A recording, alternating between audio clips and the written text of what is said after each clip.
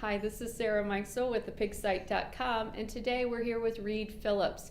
He is the technical manager for PRRS with Boehringer Ingelheim Vet Medica. So thanks for being with us today, Reid. Oh, thank you, Sarah. Good morning.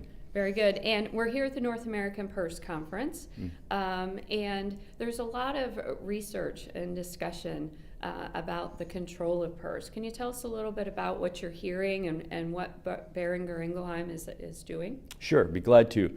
Yeah, much of today is presentations of field applicable research over the last 10, 15, even 20 years in an effort to understand the virus, but more specifically, control methodologies to best control the virus. And I think many of the presentations today were focused on the role of immunity or vaccine-derived immunity. Right. And I think it is important. I think vaccine-derived immunity is just one of the complementary components of PRRS control, packaging that with biosecurity and adequate pig flow. But if I were to sum up some of the presentations, it really focused on the growing pig. Right. A large percentage of the costs incurred due to PRRS in the North American swine industry is in the growing pig population. And by that I mean it's, as we measure average daily gain or reductions in average daily gain and mortalities, the cost of PRRS is pretty high.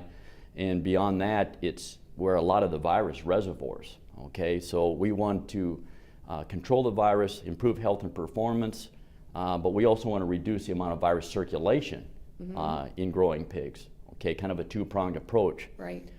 What we've learned as it regards the role of immunity or vaccine-derived immunity, we can accomplish both of those things with appropriate vaccination protocols. We call it kind of a direct benefit and an indirect benefit. The direct benefit of vaccine-derived immunity is vaccinating pigs, for protection against the virus should they get exposed to infection, and it will mitigate the consequences of infection, improve health and performance as measured by average daily gain and reduction of mortality, those types of things. It's what every producer wants.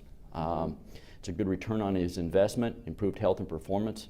But the other thing that we see with vaccine-derived immunity is we also reduce the amount of virus shed and spread within and between vaccinated populations. That's very important because at the end of the day, we want to improve health and performance, but we want to minimize, mitigate, if not even eliminate the amount of viruses circulating in these large growing pig populations. That's very important. Reduce the risk of shedding and transmission within and between populations of pigs. So it's kind of a two-pronged approach, and we see both of those benefits, the direct and indirect benefit from vaccine-derived immunity.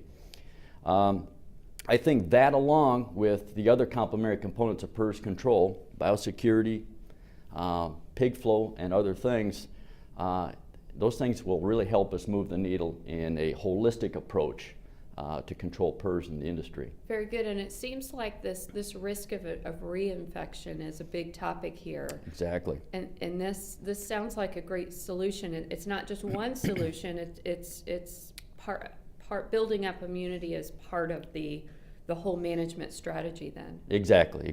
We want to reduce reinfection occurs when the virus right. is introduced one way or another into a stable or a naive population, and to mitigate that we just have to reduce the amount of viruses circulating in infected populations, and immunity matters in that regard. Very good. Well, thanks so much for your time today, Reid. Thank you, Sarah. This is Sarah Mikesell with ThePigSite.com.